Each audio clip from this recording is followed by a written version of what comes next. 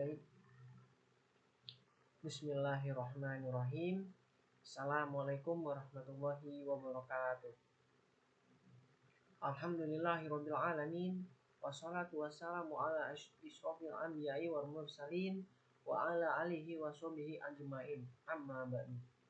Pertama-tama, marilah kita panjatkan puja dan puji syukur kita terhadap Tuhan yang Maha Esa, yang dimana telah melimpahkan rahmat serta hidayahnya sehingga kita diberikan kesehatan sampai saat ini.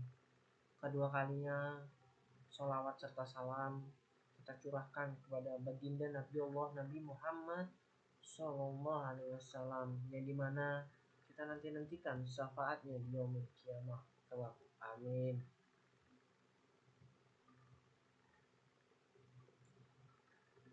Hadirin rahimakumullah, pada kesempatan kali ini izinkanlah saya menyampaikan sedikit ilmu tentang takwa. Barangkali teman-teman semua di sini ada yang mempertanyakan mengenai apa itu bertakwa. Sederhananya takwa adalah melaksanakan perintah Allah dan mencegah dari segala apapun larangannya itu. Pada praktiknya, orang yang bertakwa adalah mereka yang beriman kepada yang gaib, mendirikan sholat, menafkahkan sebagian rizki iman kepada kitab-kitab suci, dan meyakini kehidupan akhirat. Quran surat Al-Baqarah ayat 3-4. Selain itu, mereka yang bertakwa adalah mereka yang beriman, dermawan di kala lapang maupun sempit, maupun menahan amarah, pemaaf, selalu ingat Allah, istighfar dan taubat dari kesalahan. Quran surat Al-Imran ayat 134-135. Takwa merupakan bekal yang terbaik di mana dan kapanpun. Nabi bersabda, ittaqullaha haitsuma kunta watbi'i syaita al-hasnata tamhuha wal qalqin nasa bikulkin hasanin. Hadis riwayat At-Tirmizi, yang artinya bertakwalah kepada Allah dimanapun kamu berada. Ikutilah perbuatan buruk dengan kebaikan, niscaya menghapusnya, dan bergaulah dengan manusia yang berperangai yang baik. Kualitas takwa menentukan ketinggian derajat kemuliaan di sisi Allah Subhanahu wa ta'ala. Sebagaimana difirmankan, inna akramakum indallahi atqakum. Quran surat Al-Hujurat ayat 13, yang artinya sesungguhnya orang yang paling mulia di antara kamu di sisi Allah adalah yang paling bertakwa. Dari Amirul Mukminin Ali bin Abi Thalib diriwayatkan bahwa beliau berkata, sebaik-baik orang di dunia ini adalah orang yang dermawan, dan sebaik-baik orang di akhirat nanti adalah orang yang bertakwa.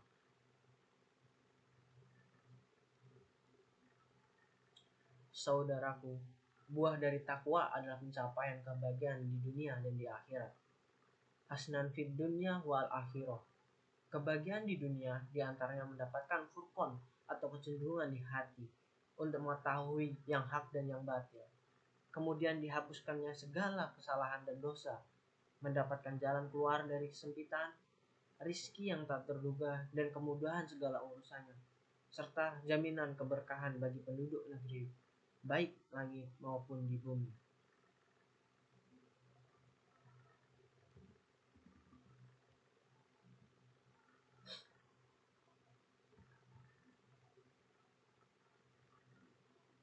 Imam Ahmad dalam musnadnya dan Al-Hakim dalam Al-Mustadrak meriwayatkan dari sahabat Abu Dzar radhiyallahu anhu bahwa ia berkata, Rasulullah SAW suatu ketika mulai membaca kepada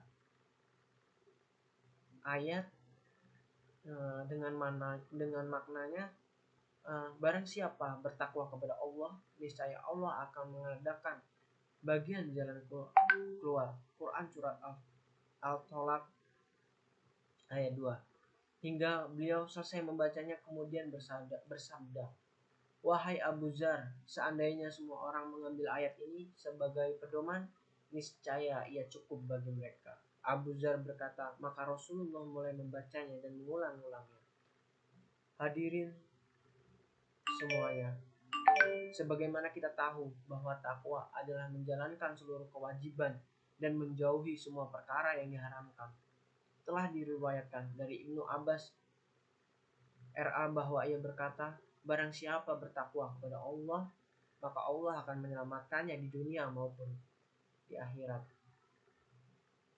Takwa adalah sebab munculnya jalan keluar dan berbagai macam kesulitan di dunia dan akhirat. Sebab diperolehnya rezeki dan sebab diraihnya derajat yang tinggi.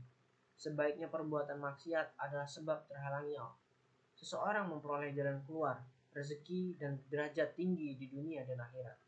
Al-Hakim, Ibnu Habban yang lainnya meriwayatkan dari Rasulullah SAW. Beliau bersabda, sesungguhnya seseorang akan terhalang dari suatu rezeki sebab dosa yang dilakukannya. Hadis riwayat Al-Hakim dan Ibnu Hibban.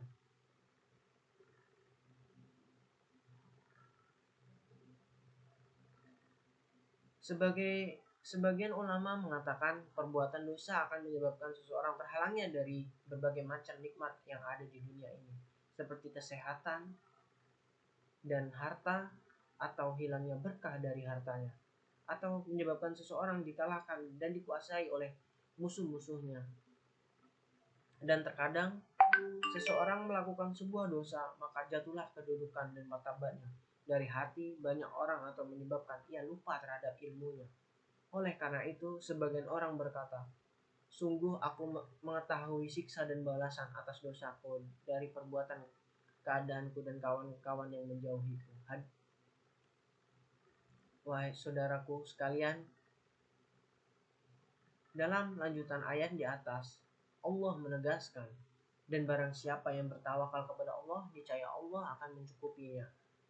Tawakal adalah tergantung kepada Allah semesta dan mengandalkannya dalam segala urusan. Karena Allah Subhanahu wa taala adalah pencipta dari segala sesuatu, pencipta manfaat dan mudarat. Tidak ada yang mengenakan bahaya dan memberikan manfaat secara hakiki kecuali hanya Allah Subhanahu wa taala. Apabila seorang hamba telah meyakini hal itu dan menetapkan hatinya terhadapnya serta selalu mengingatnya, maka dia akan mengandalkan Allah Subhanahu wa taala dan berserah diri kepadanya dalam urusan rezeki dan segala urusan lain, serta akan menjauhi kecenderungan berbuat maksiat, terutama ketika berada dalam kesulitan. Imam Ahmad, Ibnu Majah dan Al-Hakim meriwayatkan dari Amirul Mukminin Umar bin Al-Khattab radhiyallahu anhu bahwa ia berkata, aku mendengar Nabi Shallallahu alaihi wasallam bersabda, jika kalian bertawakal kepada Allah dengan sebenar-benarnya tawakal, niscaya Allah akan memberikan rezeki kepada kalian seperti ia memberikan rezeki kepada burung. Burung-burung itu keluar di pagi hari dalam keadaan perut kosong dan kembali ke sarang-sarang yang dalam keadaan perut yang terisi penuh. Hadis riwayat Ahmad, Ibnu Majah dan Al-Hakim. Wahai saudara-saudaraku semuanya, tawakal tidaklah bertentangan dengan melakukan sebab ikhtiar dan usaha. Dalam Sahih Ibnu Hibban diceritakan bahwa ada seseorang laki-laki berkata kepada Nabi SAW, apakah aku melepas, tidak mengikat untaku dan bertawakal kepada Allah?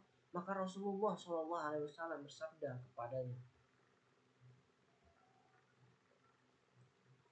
ikatlah dan bertawakallah kepada Allah. Hadis riwayat Ibnu Hibban. Al-Bahiki dalam Syu'ab al-Iman meriwayatkan dari pimpinan para sufi Al-Junaid Al-Baghdadi RA bahwa ia berkata, tawakal bukanlah bekerja atau tidak bekerja. Tawakal adalah sesuatu yang adanya di hati. Jadi inti dari tawakal adalah menyerahkan segala urusan kepada Allah Subhanahu wa taala dan percaya penuh kepadanya disertai melakukan sebab usaha dan ikhtiar. Al-Bahki dalam Syu'ab al-Iman mengutip perkataan seorang ulama yang menyatakan, berjalanlah secara lahiriah dan bertawakallah kepada Allah secara batin. Seseorang hamba meskipun bekerja, ia tidaklah mengandalkan pekerjaannya, akan tetapi dalam hal tercukupinya segala urusan, ia hanya tergantung kepada Allah Subhanahu wa taala.